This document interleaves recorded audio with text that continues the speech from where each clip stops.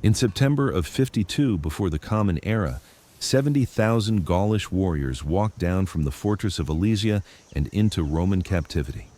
They expected chains. They expected death. What they encountered instead would prove far more devastating and far more lasting than any sword.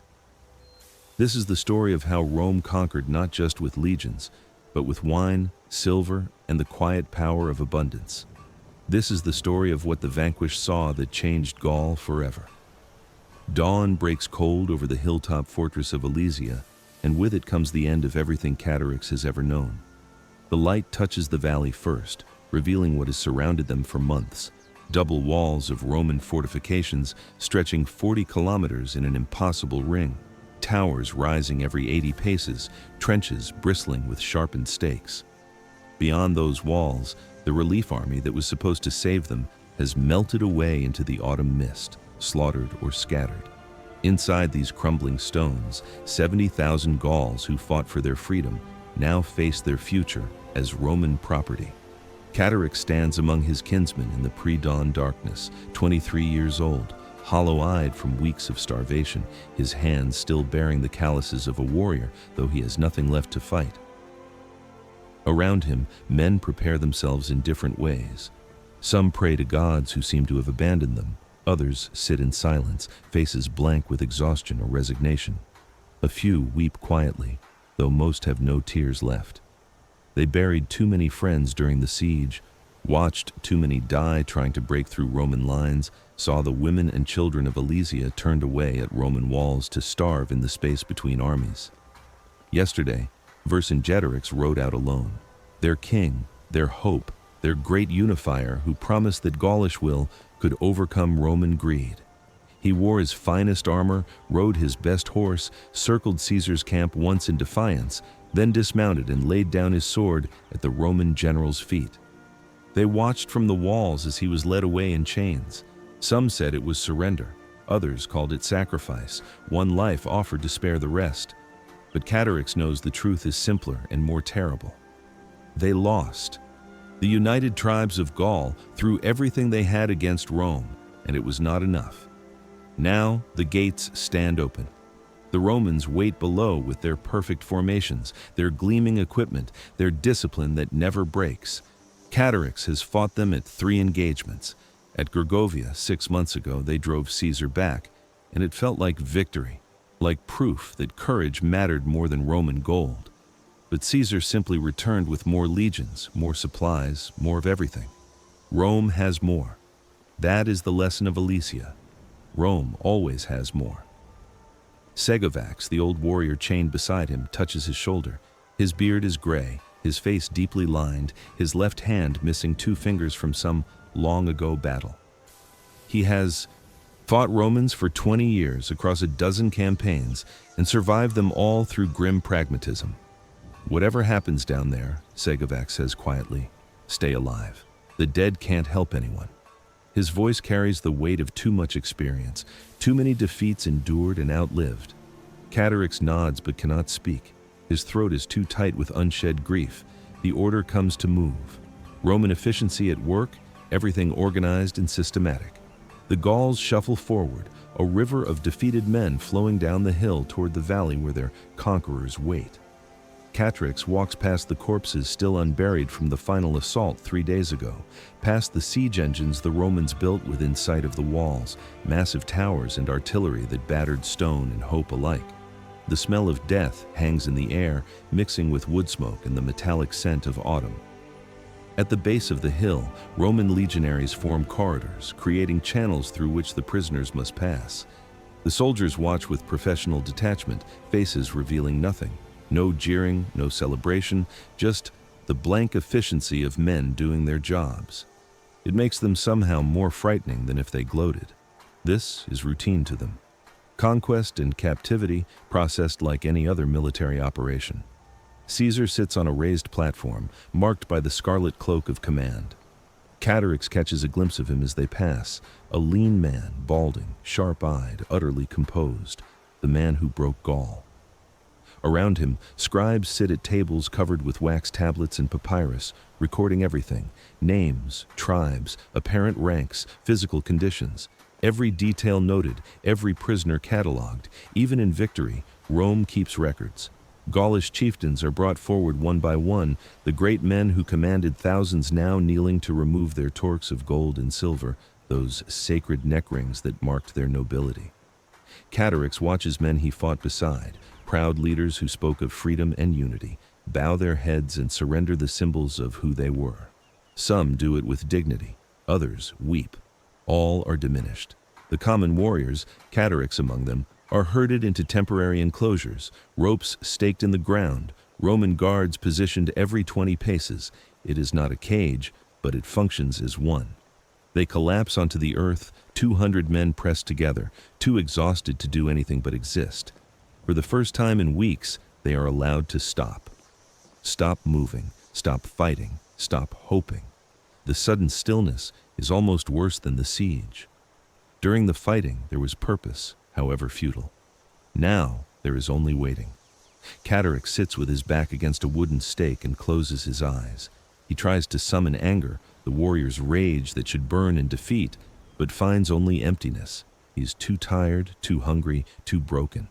Around him, men whisper in low voices, speculating about what comes next. Some say Caesar will execute the leaders and sell the rest as slaves. Others claim they will be sent to the mines in Iberia, where prisoners die within months, or the quarries in Italy where the work kills men slowly. No one speaks of freedom. That possibility died with Vercingetorix's surrender. As darkness falls, something unexpected happens. Roman soldiers approach carrying large ceramic vessels and wooden bowls. They set them down just outside the rope perimeter, then walk away without a word. The prisoners stare at the bowls, suspicious and confused. Inside is food. A thick barley porridge, still warm. Not much, not rich, but more than they have eaten in days. No one moves at first. Dubnovix, a Carnute warrior with a scarred face and missing teeth, growls that it might be poisoned. Why feed prisoners Rome intends to kill? But hunger is stronger than caution, and eventually someone reaches for a bowl. Then another. Then all of them, hands shaking as they lift food to their mouths. It is bland, military rations without flavor or joy, but it is sustenance. Catarix chews slowly, feeling the warmth spread through his empty stomach. It hurts to eat after so long without.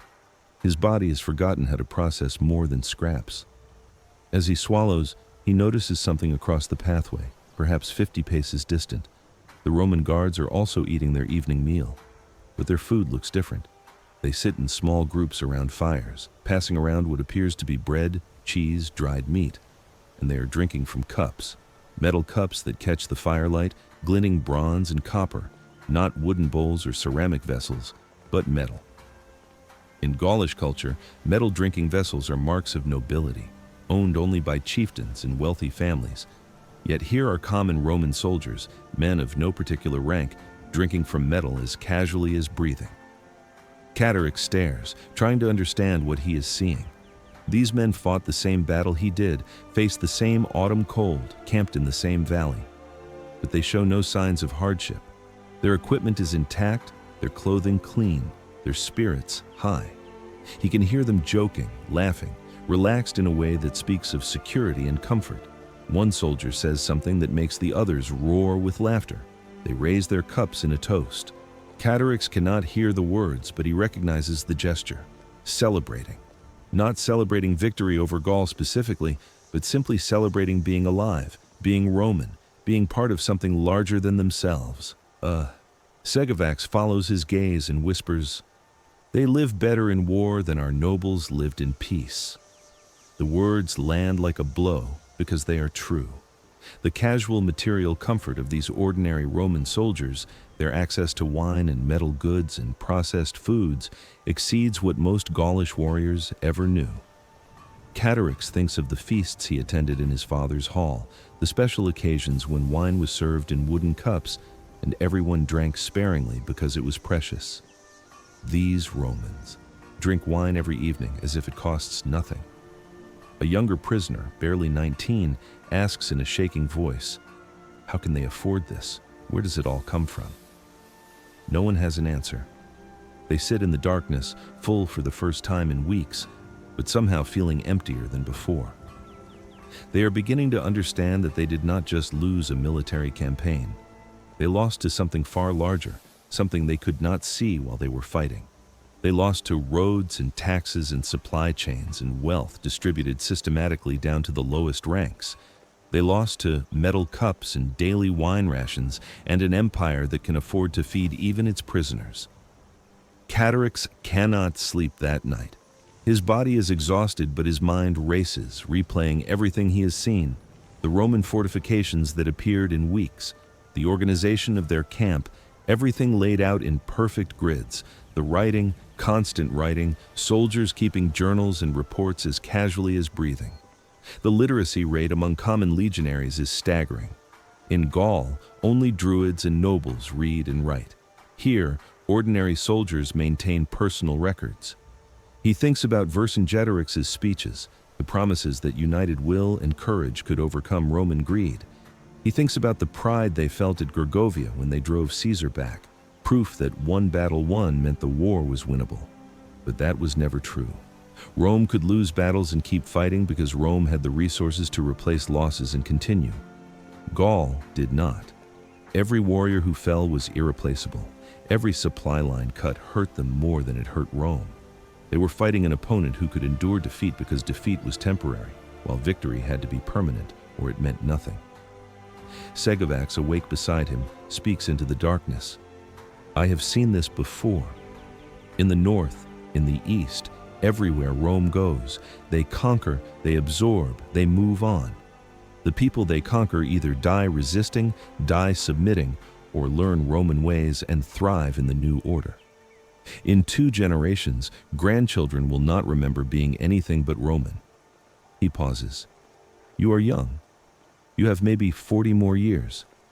You can spend them hating what happened or building what comes next. Catarax wants to reject this, wants to cling to the warrior's code that says death is better than surrender. But he is alive, and Vercingetorix is in a Roman cell. Which choice was right? He does not know. He knows only that the world he was born into is dying, and something new is being born in its place, and he must find a way to exist in that new world, or cease to exist at all. Morning comes with frost covering the ground. The prisoners wake shivering, huddled together for warmth. Many are sick, dysentery from the siege, wounds gone septic, simple exhaustion that the body cannot overcome. Roman medical orderlies move through the enclosure, identifying the most severe cases. They separate out about 30 men, including one of Catarax's cousins who can barely stand. The healthy prisoners watch them being taken away, assuming they are being removed to die. Why waste resources on prisoners too sick to work?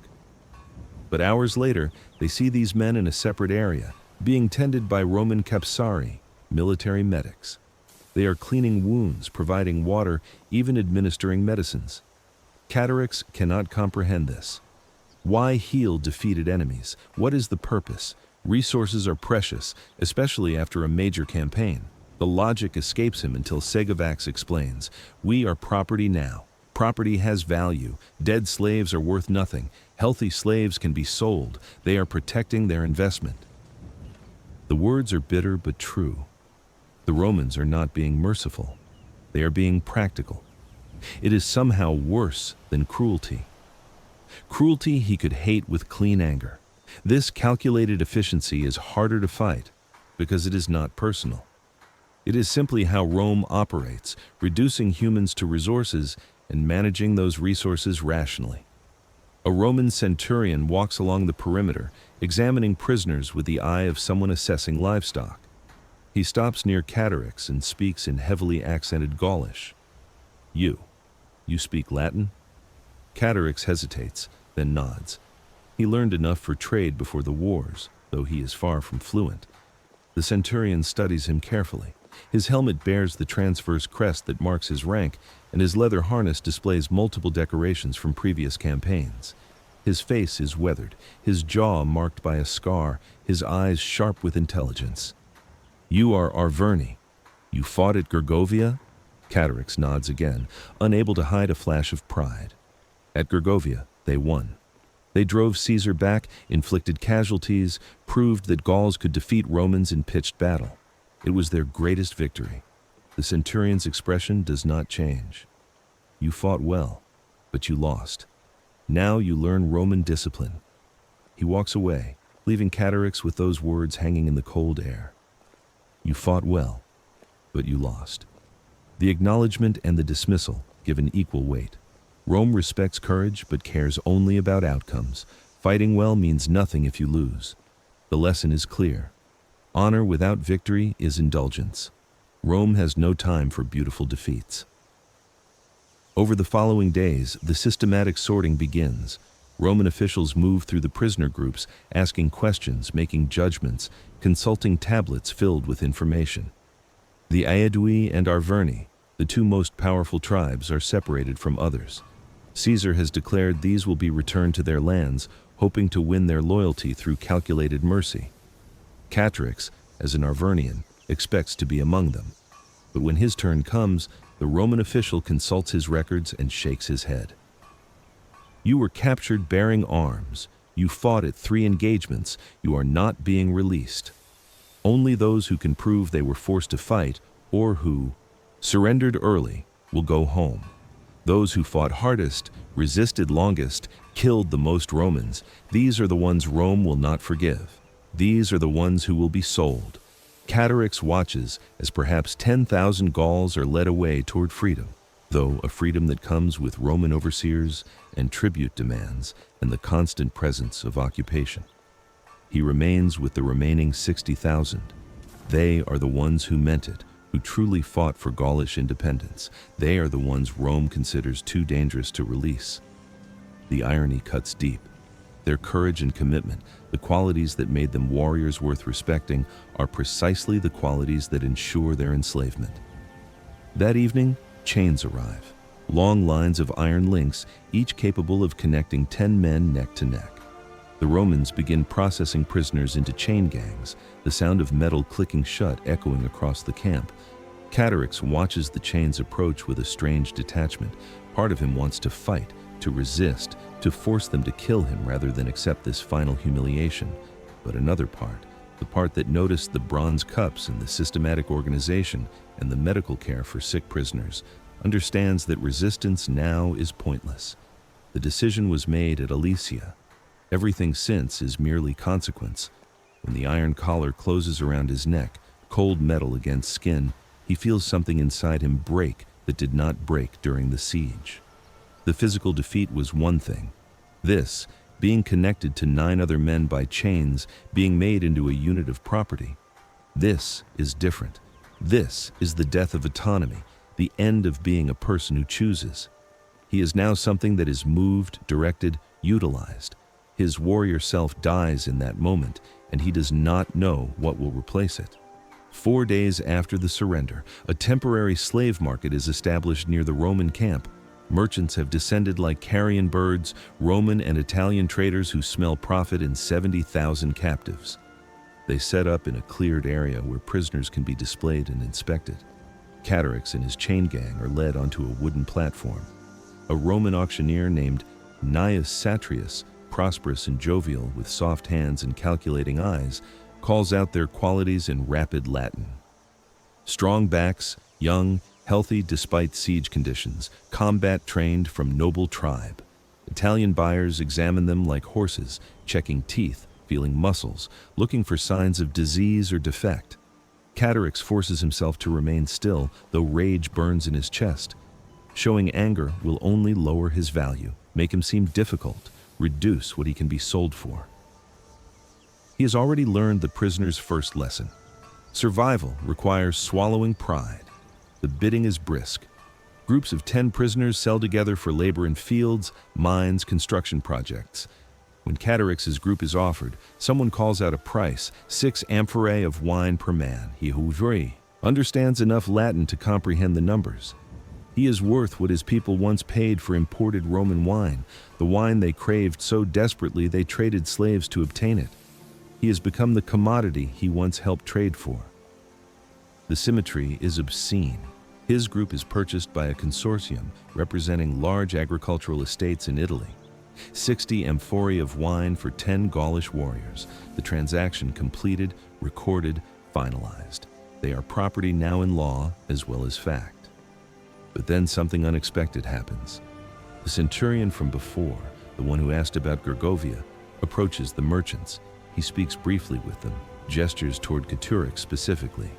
Money changes hands, additional payment. The centurion turns to Caturic. You will work in the camp first, 4 months. We need laborers who understand orders and will not run. Then you go south. Caturic does not understand why this matters. 4 months in Gaul versus immediate transport to Italy. What difference does it make? But it means a reprieve, a delay, time remaining in lands he knows even if he cannot return home. He and 9 others are unchained from the auction group and taken back toward the Roman encampment. As they walk, he glances back at the slave market, watching thousands of his countrymen being processed, sold, dispersed across the Roman world like seeds scattered by wind. Most he will never see again. Their stories will diverge from this point, each finding his own path through captivity or dying in the attempt. The walk back to camp is silent. The other prisoners in his group are too exhausted or too shocked to speak, but Caturic's mind races. Why did the centurion select him? What will this 4-month delay mean? Is it fortune or merely a different form of suffering? He has no answers. He knows only that he is still alive, still in Gaul, and still capable of observing and learning. The warrior in him died with the chains. Something else is being born, something that can survive in this new Roman world. He does not yet know what that something will be, but he knows it must emerge or he will not survive. And despite everything, despite the defeat and humiliation and loss, some stubborn part of him still wants to survive. The Roman camp sprawls below them as Caturic and his fellow prisoner laborers are marched through the gates. Late afternoon sun slants across the valley, illuminating what strikes him first and most forcefully: the geometry. Everything is organized in perfect grids, streets laid out at right angles, tent rows aligned with mathematical precision, equipment stacked in identical formations. Gaulish war camps were functional, following terrain and tradition organically. This is different. This is architecture imposed on landscape, order forced upon chaos, every measurement deliberate, every placement calculated. Walking these streets feels like entering a world governed by rules he does not yet understand. They are assigned to work crews, under the supervision of Centurion Lucius Vorenus, the officer who purchased their delay. He stands before them now in the fading light, his posture military perfect, his voice carrying the weight of absolute authority tempered by practiced patience. You will dismantle siege fortifications, you will load supply wagons, you will repair equipment, you will work from dawn until midday, rest, then work until dusk. You will be fed twice daily, you will obey immediately. Questions are permitted if respectful. Resistance is punished, that is all. The work begins the next morning before sunrise. Caturic's hands, calloused from swords, must now learn shovels and hammers and the endless repetitive labor of dismantling what Rome built to destroy them. They tear down sections of the fortification that surrounded Alesia, those impossible walls that stretched 40 kilometers, double-layered with trenches and towers and traps. Working on them now, Caturic sees details invisible from inside the siege. The engineering is extraordinary. Every element serves multiple purposes. Trenches provide both obstacle and material source. Walls offer both protection and elevated positions.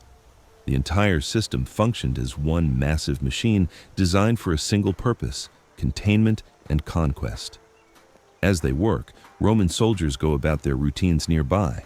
They drill in formation even though the war is over, maintaining skills through constant practice. They clean armor meticulously, oil leather, sharpen weapons, inspect equipment with the kind of attention that speaks of ingrained habit. And they write, constantly write, reports, supply lists, duty rosters, personal journals. The literacy among common soldiers continues to astonish him. In Gaul, writing was sacred knowledge held by druids or practical skill for merchants. Here, it is simply expected. Every legionary can read orders, record information, document events. This alone represents a form of power Gaul never possessed, institutional memory independent of oral tradition. But what captures his attention most completely is the evening meal distribution. He watches from the prisoner work area as Roman soldiers line up at a supply station. Each receives his ration systematically, grain measured in precise amounts, oil, salt, a small piece of salted pork or fish, and wine. Every soldier receives wine, not as luxury or reward, but as standard provision. They mix it with water and vinegar to create pasca, a tangy drink that prevents disease and maintains morale. The Romans have calculated exactly how much wine keeps soldiers healthy and satisfied without drunkenness. Even thirst is managed scientifically. The prisoners receive their barley porridge, the same bland sustenance as before. But they can smell what the Romans cook. Bread baking in clay ovens, its aroma drifting across the camp like torture. Onions and herbs simmering in pots. Garlic and oil and spices that make his mouth water and his stomach clench with longing. The sensory experience of occupation is as powerful as any chain. These smells, these sounds of casual abundance, the constant reminder that they exist at the edge of plenty while receiving only enough to survive. After the day's labor ends and they are chained in their guarded area, Catarax cannot stop watching the Romans 20 paces away. 6 legionaries settle around their fire, relaxed after the day's duties. One produces a bronze pot and begins heating water. Another unwraps a cloth bundle containing cheese, dried sausage, flat bread. They joke with each other, easy camaraderie of men who trust their companions completely. One makes a comment that sends the others into laughter. These men fought at Alesia, faced death, watched comrades die. But they show no trauma, no visible scars of battle, their equipment intact, their clothing clean, their spirits unbroken by hardship. Then, one soldier brings out a leather sack and pours wine into cups, bronze cups, simple military issue, but metal nonetheless. Catarax watches as they mix the wine with water and vinegar, casual as breathing. In his father's hall, metal drinking vessels were treasures displayed on special occasions. Here they are tools, used daily, thought nothing of. The soldier raises his cup. Salus! Health. The others echo the toast and drink. Segovax, chained beside him, speaks so quietly only Catarax can hear. They live better in war than our nobles lived in peace. The words spoken before, but their truth deepens with each repetition. The material comfort of these ordinary Roman soldiers exceeds what Gaulish warriors knew even in prosperity. Not just food and wine, but the reliability of supply. They know tomorrow will bring the same rations, and the day after, and the day after that. An empire's wealth flowing to its lowest ranks, creating loyalty through systematic provision rather than personal charisma or tribal bonds. Catarax realizes something that settles in his chest like cold stone. Rome did not defeat Gaul through superior tactics alone, though their tactics were superior. Rome defeated Gaul through wealth. Vast, incomprehensible wealth distributed systematically across every level of their civilization. Wealth that built roads and aqueducts and supplied armies and paid soldiers and created the infrastructure that made everything else possible. Gaul had brave warriors and skilled craftsmen and fertile land. But Gaul never organized its resources the way Rome does, never created systems that turned individual wealth into collective power.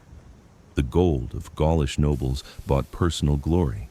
The wealth of Rome bought empire. Sleep does not come easily. The chains prevent comfortable rest, and his mind circles endlessly around what he has seen. He whispers to Segovax and the others who remain awake. How can they afford wine for every soldier? Where does such wealth originate? Segovax, who traveled widely before the wars, explains in the darkness, their entire world functions this way, not just the army. They have stone roads connecting every city, so goods move quickly and cheaply. They have ships, hundreds of ships, carrying grain from Egypt and Sicily. They tax every province, every transaction. The wealth flows to Rome, and Rome redistributes it as pay, as goods, as infrastructure that generates more wealth. It is a system that feeds itself. A younger prisoner asks the question they all think but fear to voice. Then why did we fight? If they are this powerful, why did we believe we could win? No one answers immediately. The silence stretches, filled only with distant sounds of the Roman camp, sentries calling passwords, dogs barking, the eternal activities of an army that never truly rests. Finally, Catterick speaks, working through the thought even as he voices it. We fought what we could see, their legions, their weapons, their tactics. We did not fight what we could not see, their roads, their wealth, their entire civilization. We thought defeating their soldiers meant defeating Rome, but Rome is not its soldiers. Rome is the system that produces endless soldiers. Dubnovix, the blunt Carnute warrior, spits into the dirt. So we were doomed from the start. All those deaths meaningless. Segavax shakes his head. Not meaningless. Necessary. How else would we learn what Rome truly is? Vercingetorix was right to try. But trying and succeeding are different things. We learned the difference at terrible cost. The days blur together into routine. Wake before dawn, work until midday, dismantling fortifications, loading wagons, moving supplies with the mindless repetition of labor that exhausts body while leaving mind free to wander. Brief rest during which they receive their meal. Work until dusk. Evening meal. Sleep chained and guarded. The monotony is its own form of conquest, grinding down resistance through sheer repetitive exhaustion. But monotony also allows observation, and Catterick watches everything. He notices that Roman efficiency extends beyond military matters. Their camp includes a hospital area with trained medics, a workshop where craftsmen repair equipment to exacting standards, an administrative section where clerks maintain records with meticulous detail. Everything documented, everything measured, everything organized into systems that function independently of individual personalities. A centurion can die and be replaced without disrupting operations because the systems persist. In Gaul, when a chieftain died, everything he built often died with him. Rome builds institutions that outlive individuals. 10 days after their arrival in the camp, Centurion Vorenus walks the work line inspecting progress. He stops near Catterick, who is struggling to remove a wooden stake driven deep into earth by Roman engineers. The stake resists all efforts, and Catterick's hands are bleeding from the attempt. Vorenus watches for a moment, then demonstrates the proper technique without speaking. He positions a lever at an angle Catterick had not considered, using the stake's own depth as counterbalance. The wood groans and shifts. Vorenus hands the tool back and speaks in his rough but functional Gaulish. Rome did not build this with strong backs. Rome built this with engineering. You fought like heroes, but heroes lose to engineers. The words sting because they are true, but something in Catterick, some stubborn part that survived Alesia in chains and humiliation, responds. Your engineers would not have won without your legions. Vorenus actually smiles, a brief flash of genuine amusement. True, and legions would not march without food, equipment, pay. Everything connects. That is what makes Rome strong. Not one thing, but all things working together. He pauses, studying Catterick with those sharp, intelligent eyes. You Gauls, you have brave warriors, you have skilled craftsmen, you have good land, but you fight as tribes, not as a nation. Every chief wants to be king. Every tribe guards its own. That is why we beat you. He begins to walk away, then turns back. In 4 months, you go to Italy. Work hard, keep healthy, maybe you buy your freedom someday. Freedmen can become citizens. Citizens can own property. He walks a few more steps and stops again, as if deciding whether to continue. I was born a slave, you know. My mother was a Greek captive. My father bought his freedom, earned citizenship, and raised me Roman. Now I command 80 men and retire in 5 years with land. He walks away, leaving Catterick standing with the lever in his bleeding hands, mind reeling from implications he cannot yet fully process. The idea that someone born into slavery could rise to command, could retire with property, could raise children as full Romans, this contradicts everything Catterick knows about social order. In Gaul, birth determines destiny. Warriors are born to warrior families, craftsmen to craftsmen, druids to druids. The categories are fixed, ordained by gods and ancestors. But Rome offers something different, mobility through merit, or at least through successful service. It is both inspiring and horrifying. inspiring because it means captivity need not be permanent, horrifying because it means Rome can convert defeated enemies into loyal supporters through systematic incentives rather than requiring conquest to remain forever enforced by violence. That evening brings a new revelation. Catarix's work crew is detailed to carry wine amphorae to the officers' quarters, a section of camp where tribunes and senior centurions maintain their command positions. It is the first time prisoners have been allowed into this area. The difference from common soldiers' sections strikes immediately. These tents are larger, positioned on slightly elevated ground for better drainage, lit by multiple oil lamps rather than single flames. Wooden floors keep them above mud. Interior furnishings visible through open flaps suggest comfort approaching civilian standards. As they deliver the wine, Catarix glimpses inside one tent where several officers are dining. And there, unmistakable even in lamplight, are silver plates, actual silver, gleaming softly, holding roasted meat and bread and fruits preserved in honey. Silver cups filled with undiluted wine, the good Italian wine that flows north as trade commodity and tribute. The officers recline on couches in the Greek style that Romans have adopted, attended by slaves who serve each course with practiced formality. One officer reads aloud from a scroll while others eat and listen. Poetry. They are dining on silver while discussing poetry as casually as if camped in Rome itself, rather than in newly conquered territory still bleeding from war. The contrast is so extreme, it becomes almost absurd. 10 paces away, prisoners eat porridge with their hands, sleeping in chains. 10 paces in the other direction, Roman officers dine off silver while debating verse. But what devastates Catarix is understanding that this is not special. This is not a victory feast or celebration. This is normal. This is how Roman officers live in the field during campaigns. If this is their standard during war, what must their homes in Italy be like? What must Rome itself contain? Segovax, carrying an amphora beside him, whispers, "The gods favor them. No other explanation." But Catarix is no longer certain it is gods. It might simply be roads and taxes and wine and silver and 1,000 other elements that Gaul never organized and Rome did. Divine favor is comforting explanation, but the truth might be more mundane and more terrible. Rome is simply better at building civilization, and civilization is power. They return to their chains and their portion of barley mush, but something has shifted. The prisoners talk late into the night despite exhaustion, trying to process what they witnessed. Not just the silver plates themselves, but what they represent. A civilization so wealthy that its officers carry luxury items on military campaigns.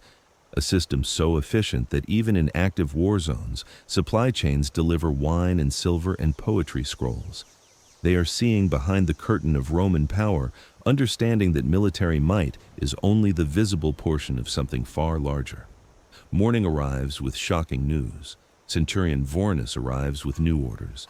Half the prisoner laborers, including Catarix, will remain for an additional 4 months beyond the original promise. 8 months total instead of 4. Caesar needs more laborers for winter camps being established across Gaul. The promise of going to Italy, of being sold to agricultural estates where life might be bearable, is delayed. Worse, they will spend winter in Gaul, but not their Gaul. They will be moved to camps in Aeduan territory, lands that collaborated with Rome, far from their homes and families. The prisoners react with anger that has been building for days. One man shouts that this breaks an oath, that Rome promised 4 months. Vorenus's expression darkens, and when he speaks, his voice carries iron. I made no oath. Rome made no oath. You are property. Property goes where it is needed. Then he softens slightly, perhaps recognizing that broken hope is dangerous even among chained prisoners. But alive property is valuable. You will be fed, sheltered through winter. Spring comes, you go to Italy as planned. This is delay, not betrayal. The distinction means nothing to men who counted days until reprieve, but they have no choice except acceptance or resistance, and resistance is death. That night, 3 prisoners from another work gang attempt escape. They are caught within hours by Roman cavalry patrols that constantly sweep the area. The punishment is swift and public and designed for maximum deterrent effect. The 3 men are flogged before all assembled prisoners, 20 lashes each with the flagrum, leather straps embedded with metal that tear flesh with every strike. Then, they are crucified at the camp's edge as warning. Catarix and the others are forced to walk past the crosses every morning to reach the work site. The men hang there for 3 days before they die. Exposed to cold and thirst and the slow suffocation of crucifixion, their screams fill the first 2 days. The 3rd day brings only moans, then silence. Catarix tries not to look, but cannot help seeing. One of the crucified men is the young warrior who asked why they fought if Rome was so powerful. He sought answer through escape and found it nailed to wood. The message is absolutely clear. Rome's generosity exists only within absolute obedience. Step outside that narrow corridor of permitted behavior, and Rome's other face emerges. Not the face of bronze cups and wine rations and systematic efficiency, but the face of iron and blood and calculated brutality. Both faces are real. Both are Rome. Understanding this duality is essential to survival.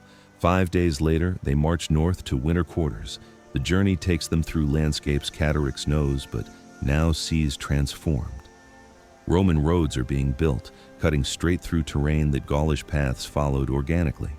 Sacred groves are felled without ceremony, their timber used for fortifications. Streams are bridged with engineering that ignores the spiritual significance of water crossing. Rome recognizes no sacred spaces except its own. The land itself is being conquered, remade in Roman image.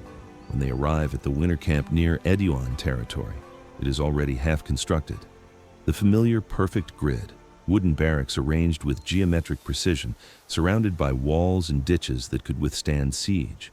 The prisoners will complete construction and then maintain it through the cold months. Their work is hard, but the routine becomes familiar. Wake, work, eat, sleep. The Roman rhythm of life imposes itself through sheer repetition. They are issued warmer clothing from military stores. Wool tunics and cloaks that prevent freezing but provide no comfort. They are fed twice daily, portions calculated precisely to maintain working capacity without excess. The Romans understand exactly how much food keeps a laborer functional. Hunger is constant, but not lethal. It is one more form of control through systematic resource management, but proximity haunts more than cold or hunger. The prisoners' barracks are separated from legionaries' quarters by only a low wooden fence. Every evening, Catarix can hear Romans on the other side, singing, gaming, drinking. The sounds of men relaxing after duties, secure in their pay and their position, and their belonging to something larger than themselves. He hears conversations in Latin and Spanish and Gaulish from tribes that submitted early. He hears laughter. They are building something, these Romans and their auxiliaries and their collaborators, building a world, and they are winning. Winter deepens, snow falls on wooden barracks, the work continues with brutal consistency. But Catarix is learning despite himself, learning Latin more fluently through constant exposure, learning Roman methods of organization and record-keeping, learning how empire functions at ground level through 1,000 small daily transactions and interactions and systematic processes that create order from chaos. He is being educated in Roman civilization by living within it, and the education is transforming him whether he wishes it or not. The warrior who entered these camps is dying slowly, worn away by labor and chains and proximity to Roman power. Something else is emerging, something that understands both worlds, and he does not yet know if this transformation is survival or surrender. Winter solstice arrives, and with it, something Catarix does not expect: music. He wakes to the sound of flutes and drums drifting across the frozen camp. The Romans are celebrating Saturnalia, their midwinter festival dedicated to Saturn, god of agriculture and time. For 1 week each year, normal military discipline relaxes. Soldiers gamble openly in areas usually forbidden. They sing songs that would earn punishment any other time. They drink more freely than regulation typically allows. The entire camp transforms into something almost festive, warmth and noise pushing back against winter's darkness. Centurion Vorenus appears at the prisoner's barracks carrying an unusual announcement. For today, the Saturnalia feast, prisoner laborers will receive extra rations, bread with oil, a piece of salted pork, and diluted wine. It is the first time Caturix has tasted wine since before Alesia, since before everything ended. The cup placed in his hands is wooden, not bronze, and the wine inside is thin, sour, mixed heavily with water and vinegar until barely recognizable. But it is wine, the symbol of Roman civilization that Gauls once craved desperately enough to trade slaves for, now given to him as a slave. The prisoners stare at their cups, uncertain how to feel. Grateful? Insulted? Both emotions war within Caturix as he looks at the pale liquid. This wine that once flowed north as precious commodity, that his people bankrupted themselves pursuing, that represented everything sophisticated and desirable about Roman culture, now tastes like defeat and survival mixed together. Dubnovix, the pragmatic Carnute, raises his cup and speaks quietly, "To those who died free." The others echo the words like prayer or curse, impossible to distinguish which. To those who died free. They drink. The wine is terrible, harsh, acidic, barely diluted enough to qualify as beverage, but it spreads warmth through his empty stomach, and for a moment, Caturix feels almost human rather than property. He watches through the fence as Roman soldiers share their feast with each other. They are not celebrating victory over Gaul specifically. Saturnalia predates this war by centuries, a tradition older than Rome's conquest of anything. They celebrate being Roman, being part of civilization that encompasses everyone who accepts it, even former enemies. Their laughter is not mockery, but genuine joy in community and shared identity. Segovac speaks what Caturix is thinking. They are not celebrating defeating us, they are celebrating being themselves. That is what makes them dangerous. They do not need us to validate them. They simply are, and we must decide whether to join or disappear. The observation settles over the prisoners like the snow falling gently outside. Rome's power is not dependent on Gaulish acknowledgement. Rome exists whether Gaul accepts it or not. The only question is whether individual Gauls can find space within that existence or will be ground to nothing resisting it. Days later, Centurion Vorenus summons Caturix from the work line. They walk to a section of camp away from other prisoners, away from casual listeners. The centurion's breath mists in cold air as he speaks with characteristic directness. "You understand Latin well now. You are strong, healthy. You keep other prisoners calm. I have watched you. I can use someone like this." He explains that legions need interpreters and intermediaries as they establish permanent occupation across Gaul.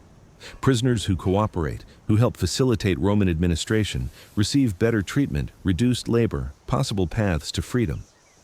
"Work for me. Help me communicate with locals. Keep your fellow prisoners orderly. Do this for 2 years, and I will recommend your manumission. You will be freedmen, not citizen yet, but free. You could return to Arverni lands, perhaps serve as local magistrate under Roman oversight." The words hang between them, visible as breath in frozen air. What Vorenus offers is survival, even limited prosperity. But it requires collaboration, helping Rome consolidate control over Gaul, betraying the cause thousands died defending. Caturix's throat tightens. He fought at Alesia. He watched friends die. He surrendered. With Vercingetorix. Now he is being asked to help the conquerors govern the conquered. Vorenus reads his hesitation with experienced eyes. "Your war is over." Vercingetorix sits in a Roman cell waiting to die. The Gauls who resisted are enslaved or dead. The Gauls who cooperated eat dinner in warm houses, making deals with Roman merchants, sending sons to Roman schools. You can hate us or you can join us, but you cannot defeat us. That choice is gone. Caturix asks for time to consider. Vorenus allows it, but warns that spring approaches, and with spring comes transport to Italy. The offer will not last forever. He must decide whether to remain property sent south or become something else, something between Gaul and Rome, something without clear definition but with possibility of freedom. The choice is his, which itself is startling. For months he has had no choices. Now this one is offered, and its weight is crushing. That night he speaks with Sagovax and Dubnovics, explaining Vorenus's proposition. Dubnovics' reaction is immediate and harsh. Collaboration, you become their dog fed on scraps while pretending it is choice. But Sagovax takes different view, his weathered face thoughtful in lamplight. We are already their dogs. The question is whether we are dogs who starve or dogs who eat. Dead heroes help no one. Living collaborators can at least help their families navigate what comes next. The argument continues late into darkness, voices low so guards will not hear. Some prisoners say accepting Roman offers is second surrender, capitulation not just of bodies, but souls. Others counter that survival is not betrayal, that their families need men who can work within Roman systems to protect what little remains. The young warrior, who will later die on crosses, speaks with passion about maintaining purity, refusing compromise, preserving Gaulish identity untainted. But others note that purity is luxury afforded only to those who can die for it. Those with children, with aging parents, with responsibilities beyond personal honor, cannot afford such absolute principles.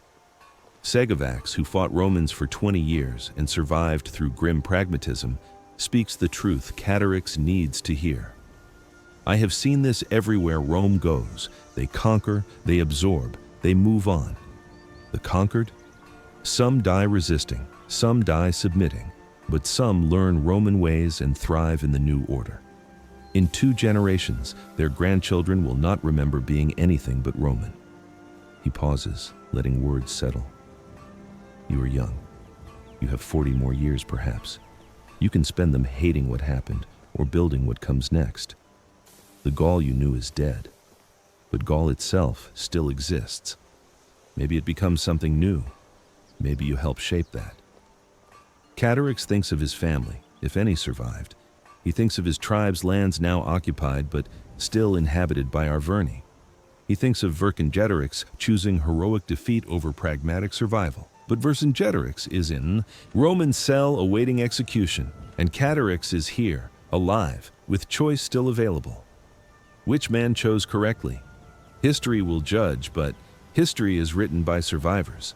The dead leave only memory, and memory fades. 3 days later, Catarix finds Vorenus and accepts the offer. He will serve as interpreter and liaison. But he makes one request.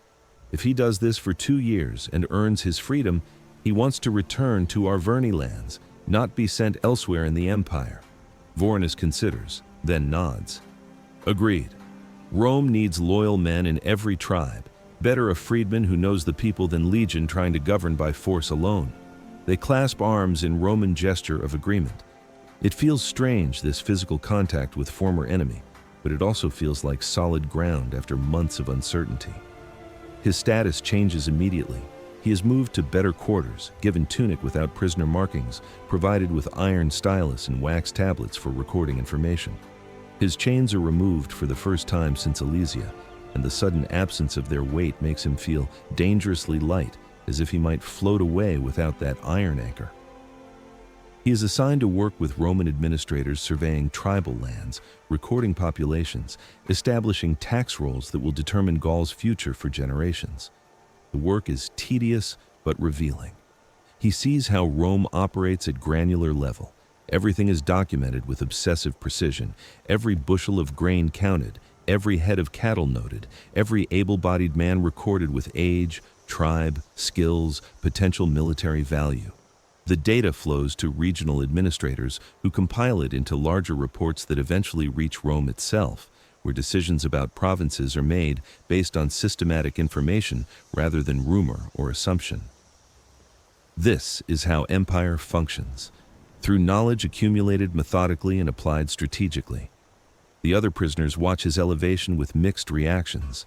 Some see betrayal, a warrior accepting Roman authority to save his skin. Others see pragmatic survival, doing what must be done to preserve future possibilities. Dubnovics refuses to speak to him, turning away whenever Caturix approaches.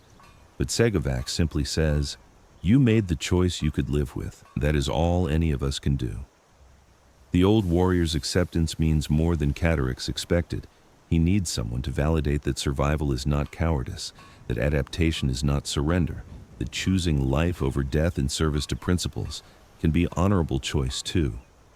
Spring arrives slowly, snow melting into mud, days lengthening with painful gradualness. The camp transforms as winter releases its grip. Supply wagons arrive with increasing frequency as roads become passable. Legions prepare for new campaigns. Caesar is moving west to suppress final resistance in what will become Brittany. The prisoners who did not accept Vorenus's offer are prepared for transport to Italy. They will leave within weeks, sold to agricultural estates or mining operations, dispersed across the empire to labor until they die or buy their freedom or simply disappear into the vast machinery of Roman slavery. Catarix helps coordinate the logistics, translating between Roman officers and Gaulish captives who do not understand what is happening to them. The work is emotionally devastating. He sees fear in their eyes, knowing he was there just months ago. Some beg him to help them escape. Others curse him as traitor. A few simply accept their fate with the exhausted resignation of people who have endured too much to fight anymore. He can help none of them beyond ensuring the process is efficient and therefore slightly less cruel. Small mercy, barely worth the name. But something else is happening too. Gaulish civilians arrive at the camp not as prisoners, but as petitioners seeking contracts to supply the army. They offer grain, leather, wool, metalwork. Some even offer sons as auxiliary troops, non-citizen soldiers who will fight for Rome in exchange for pay and eventual citizenship. Catarix watches these transactions with growing understanding. Collaboration is not just happening among prisoners, it is happening across Gaul. The war ended at Alesia, but peace is being built through thousand daily bargains between Romans and Gauls who have decided that resistance is futile and accommodation is possible. One afternoon, a group of merchants arrives with amphorae of wine. Gaulish wine, not imported Italian. They are producing it in Roman style now, hoping to sell to Roman markets. The irony strikes Catarix with physical force. Gauls trading wine to Romans instead of the reverse. The entire economic relationship is inverting. Gaul is being integrated into Rome's commercial network, becoming producer for Roman consumption rather than recipient of Roman goods. The transformation is not purely violent conquest, but economic absorption, and many Gauls participate willingly because it offers profit. He writes a letter home, carried by courier, along the Roman road network that now covers Gaul like spiderweb. He writes simply because he does not know how to express complexity. I was taken at Alesia, but am well treated. I work for the legions, but will be freed. When I return, I will help our people navigate this new world. The war is over. What comes next is what we make of it. If you receive this, send word. Days later, a response arrives. His mother lives. 2 brothers died at Alesia. One survived and works their farm under Roman supervision. His sister married into collaborating family. They are alive, adapting, making the same choices he made. His mother's message is brief but sufficient. Come home when you can. We need you here. Not come home a hero, not avenge your brothers, just we need you. Practical needs of survival have replaced ideology. Vorenus arranges for Catarix to meet Gaulish freedmen who completed similar paths. They live in small community, near Roman settlements, working as translators, traders, craftsmen. Some married Roman women or Romanized Gauls. Their children speak Latin as first language.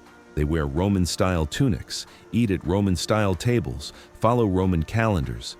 They are neither fully Roman nor fully Gaulish anymore, something hybrid that has no traditional name. One man, about 40, tells his story. Captured 15 years ago in earlier wars, sold to Roman estate, worked 7 years as farm laborer, bought freedom with saved wages, moved back to Gaul as freedman, now owns workshop producing pottery in Roman styles for both Roman and Gaulish customers. He is not proud of how he got here, but he is here. His children will be citizens. His grandchildren will not remember the wars except as stories. I am not proud, he says quietly, but I am here. My children read and write. My daughter studies Greek. They will have opportunities I never had. That is worth something, even if it cost everything I was. Catarix asks if he ever regrets surviving. The man considers long before answering. Every day and never. Both are true. I regret that I did not die with my brothers. I am glad I am alive to see my daughter learn. Both things live in me, and I think they always will. You will carry this too if you choose this path. The old Gaul inside while you build the new one. That is your burden and your gift. The words offer no comfort, but they offer truth, and truth is more valuable than comfort. Summer brings more work. Catarix travels with Roman administrators across central Gaul, watching as they establish structures that will govern for generations. Roman engineers survey for new roads. Roman magistrates explain taxation systems to tribal councils. Roman soldiers build permanent forts at strategic locations. The transformation is systematic, methodical, unstoppable. But it is also negotiated. Romans need local cooperation to govern effectively. Gauls who collaborate receive advantages, legal protections, market access, literacy, social mobility unknown in traditional tribal hierarchies. He sees the changes firsthand. Roman-style towns rising where seasonal gathering points existed before, stone buildings replacing wooden structures, written contracts replacing oral agreements, Latin words entering Gaulish speech, young Gauls cutting hair in Roman styles, eager to appear sophisticated. The changes are not all imposed by force. Many Gauls adopt Roman ways because they offer practical advantages. Roman law is harsh but predictable.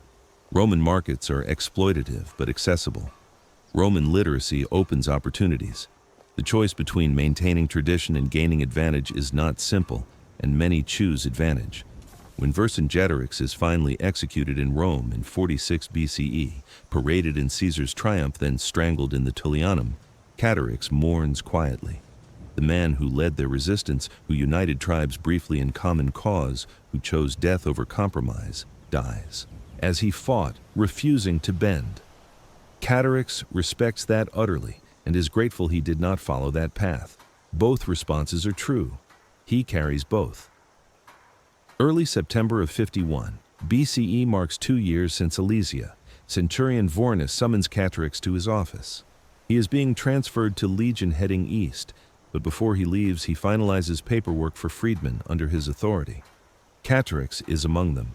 Vorenus produces document manumission certificate written in Latin, signed by him and witnessed by 2 other officers. You are free. You served well. You kept your word, and I kept mine. There is small ceremony, bureaucratic but significant. Catarix stands before a Roman official who reads the manumission aloud, striking symbolic blow with rod that represents breaking of bonds. Legally, officially, he is no longer property. He is libertus, freedman, not full citizen yet, but no longer slave. He has legal personhood, right to own property, right to marry, right to work for wages. If he continues proving himself, his children could be citizens. Vorenus gives parting advice. Go home to your people. Help them understand what is coming. Teach them how to thrive under Roman rule, not just survive it. Men like you, who know both worlds, you are the bridge. Rome needs that bridge, and so does Gaul. They clasp arms final time, and then Vorenus is gone to next war in some other province. To him, Catarix is one successful interaction among thousands. To Catarix, this moment is transformation. He travels southwest toward Arverni territory along Roman roads that did not exist 2 years ago. He passes Roman milestones marking distances in Roman miles. He sleeps in roadside inns run by Gauls who adapted to serve Roman travelers. The landscape is the same, the hills and rivers and forests of his childhood, but overlaid now with Roman infrastructure that will outlast them all. When he reaches his family's farm, it looks smaller than he remembered, more fragile. His mother is older, grayer, but alive. His surviving brother has married and has son, Catarix's nephew, born into this new Roman Gaul. His sister's children speak Gaulish at home but Latin in market. They are fascinated by uncle who worked for legions and comes bearing strange stories. His mother asks the question he dreaded.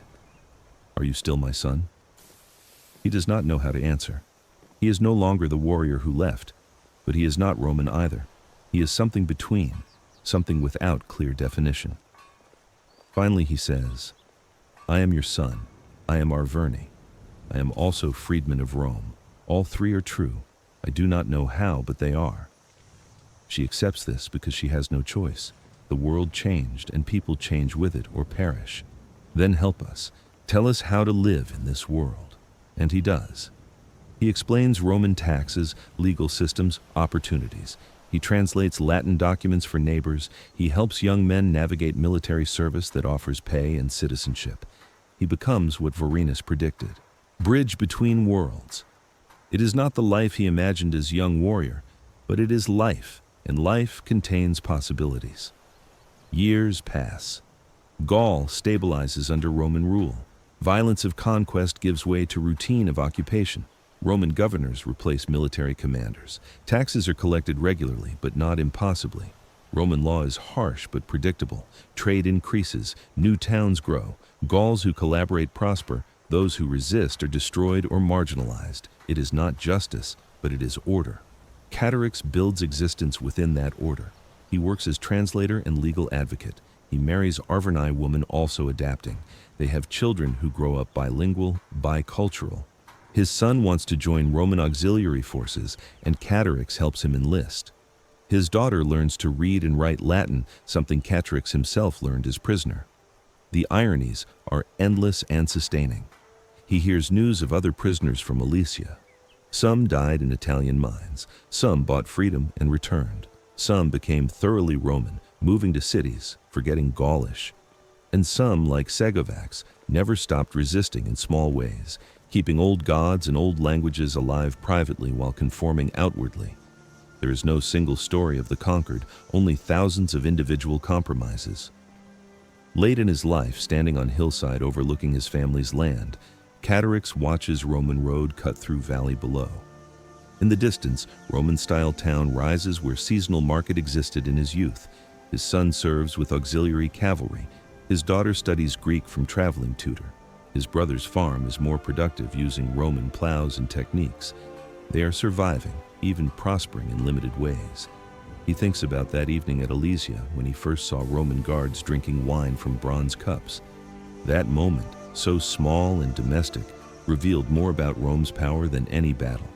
Rome conquered with swords, yes, but held what it conquered with wine, roads, silver plates, and promised that anyone could join if they released who they used to be. He released much. The warrior he was died at Alesia. But something survived and grew, a man who lives in two worlds, speaks two languages, honors two gods. His children will go further, becoming Roman in ways he cannot imagine, and maybe in some quiet corner they will still be Arverni too. That is the compromise, the price and prize of survival. An old friend visits, another freedman from the camps. They speak in Gaulish, a language their children barely use. Do you regret it? Choosing to live? Catarix thinks of the silver plates, the wine, the choices made by necessity and pragmatism. Every day, he says, and never, both are true. 70,000 Gaulish warriors surrendered at Alesia in 52 before the Common Era. Within a generation, Gaul became Roman, not at sword point, though swords remained, but through 1,000 daily transactions, bargains, adaptations. The prisoners who survived did so by learning Roman ways, speaking Roman languages, drinking Roman wine from Roman cups. They became interpreters, administrators, soldiers in Rome's auxiliary forces. Their children married into Roman families. Their grandchildren forgot they had ever been anything but Roman. This was Rome's genius, not just conquering, but absorbing, making the defeated into Romans willingly or not. Today, French language descends from Latin, spoken in Roman Gaul. French law traces to Roman codes. French cities stand on Roman foundations. The roads still follow Roman lines. 2,000 years later, Rome's victory is so complete we barely notice it. But in small corners, traces of old Gaul remain, carried forward by men like Catarix who preserved fragments while building something new. They were conquered, yes, but they also survived, and survival is its own victory.